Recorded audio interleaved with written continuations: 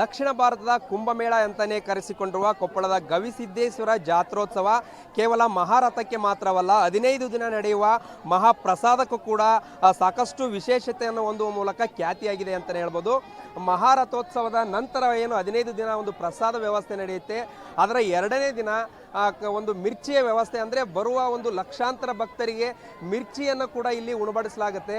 ಯಾವುದೋ ಒಂದು ಮದುವೆಯಲ್ಲಿ ಮತ್ತು ಮನೆಯಲ್ಲಿ ಕೇವಲ 10 ಜನರಿಗೆ ನಾವು ಮಿರ್ಚಿಯನ್ನು ಮಾಡಬೇಕಂದ್ರೂ ಕೂಡ ಸಾಕಷ್ಟು ಕಷ್ಟದಾಯಕ ಪ್ರಯಾಸದಾಯಕ ಕೆಲಸ ಮಿರ್ಚಿ ಮಾಡೋದು.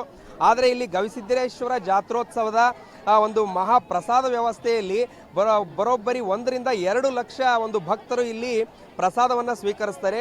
ಯಾರಿಗೂ ಕೂಡ ಒಂದಷ್ಟು ಕೂಡ ವ್ಯತ್ಯಾಸವಾಗದಂತೆ ಇಲ್ಲಿ ಮಿರ್ಚಿಯನ್ನು ಒಂದು ಊಟದಲ್ಲಿ ಉಣಬಡಿಸಲಾಗುತ್ತೆ. ಬೆಳಿಗ್ಗೆ ಈಗೇನು ಟಿಫಿನ್ ಮಾಡಿದ್ರು ಭಕ್ತರು, ಅದರ ಜೊತೆಗೂ ಕೂಡ ಈಗ ಮಿರ್ಚಿಯನ್ನು ಉಣಬಡಿಸಿದ್ದಾರೆ. ನಾವು ದೃಶ್ಯದಲ್ಲಿ ನೋಡ್ತಾ ಹೋಗ್ಬೋದು. ಆರಂಭದಲ್ಲಿ ಮಹಿಳೆಯರು ಸ್ವಯಂ ಸೇವಕರು ತಾವು ತಮ್ಮ ಸ್ವ ಇಚ್ಛೆಯಿಂದ ಆಗಮಿಸಿ ಇಲ್ಲಿ ಮಿರ್ಚಿಯನ್ನು ಮುರಿಯೋ ಕೆಲಸ ಆರಂಭಿಕವಾಗಿ ಇಲ್ಲಿ ತಮ್ಮ ಸೋಬಾನೆ ಪದಗಳನ್ನು ಆಡುವ ಮೂಲಕ ಮಿರ್ಚಿಯನ್ನ ಮುರಿತಾ ಇದ್ದಾರೆ. ಅಂದರೆ ಮೆಣಸಿನಕಾಯಿಯನ್ನು ಸೋಸುವ ಕೆಲಸವನ್ನು ನಾವು ದೃಶ್ಯದಲ್ಲಿ ನೋಡ್ತಾ ಇದ್ದೀವಿ. ಸಾಂಪ್ರದಾಯಿಕವಾಗಿ ಜನಪದಗಳನ್ನು, ಸೋಬಾನೆ ಪದಗಳನ್ನು, ಅಂತ್ಯ ಹಾಡುಗಳನ್ನು ಆಡುವ ಮೂಲಕ ಇಲ್ಲಿ ಮಿರ್ಚಿ ಮುರಿತಾ ಇದ್ದಾರೆ. ಇಲ್ಲಿ ಈ ಒಂದು ವಿಶೇಷತೆ ಏನಂತಂದರೆ ಇಲ್ಲಿ ಜನಪದ ಸಾಹಿತ್ಯ ಸಂಗೀತನೂ ಕೂಡ ಒಂದು ಮೇಳೈಸಿದೆ ಅಂತಲೇ ಹೇಳ್ಬೋದು. ಆ ನಂತರ ಆ ಮಿರ್ಚಿಯ ನಂತರ ಈಗ ನಾವು ದೃಶ್ಯದಲ್ಲಿ ಕಾಣ್ತಾ ಹೋಗ್ಬೋದು.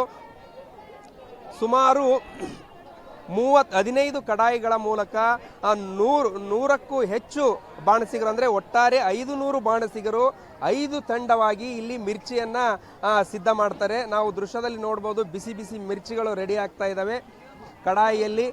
ಬಾಣಸಿಗರು ಇಲ್ಲಿ ಬರುವ ಯಾವುದೇ ಬಾಣಸಿಗರಿರ್ಬೋದು ಮತ್ತು ಕೆಲಸಗಾರರಿರ್ಬೋದು, ಯಾರು ಕೂಡ ಇಲ್ಲಿ ನಾವು ದುಡ್ಡು ತಗೊಂಡು ಕೆಲಸಕ್ಕೆ ಯಾರು ಬರೋದಿಲ್ಲ. ಸ್ವಯಂ ಪ್ರೇರಿತರಾಗಿ ಸೇವೆ ಮಾಡುವ ದೃಷ್ಟಿಯಿಂದ ಇಲ್ಲಿ ಬಂದು ಕೆಲಸ ಮಾಡ್ತಾ ಇದ್ದಾರೆ. ಬಿಸಿ ಬಿಸಿ ಮಿರ್ಚಿಯನ್ನು ಸಿದ್ಧ ಮಾಡ್ತಾ ಇದ್ದಾರೆ. ಅದೇ ನಮ್ಮ ಬಲಭಾಗದಲ್ಲಿ ನೋಡ್ಬೋದು.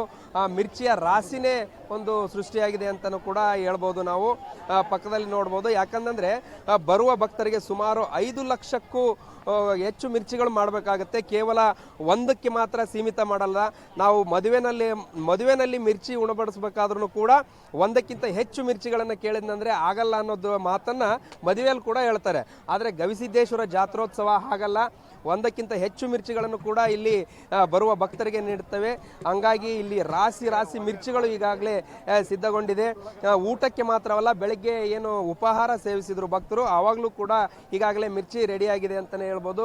ನಾವು ದೃಶ್ಯದಲ್ಲಿ ನೋಡ್ತಾ ಇದ್ದೀವಿ. ಮಿರ್ಚಿ ಎಷ್ಟು ರಾಶಿ ಮಿರ್ಚಿಗಳನ್ನು ನಾವು ನೋಡ್ತಾ ಇದ್ದೀವಿ. ಇದನ್ನು ಕಳೆದ 10 ವರ್ಷದಿಂದ, ಅಂದರೆ ಕಳೆದ 2015ರಿಂದ ಈ ಒಂದು ಮಿರ್ಚಿಯನ್ನು ಮಾಡುವ ಕೆಲಸವನ್ನು ಇಲ್ಲಿ ಮಾಡ್ತಾ ಇದ್ದಾರೆ.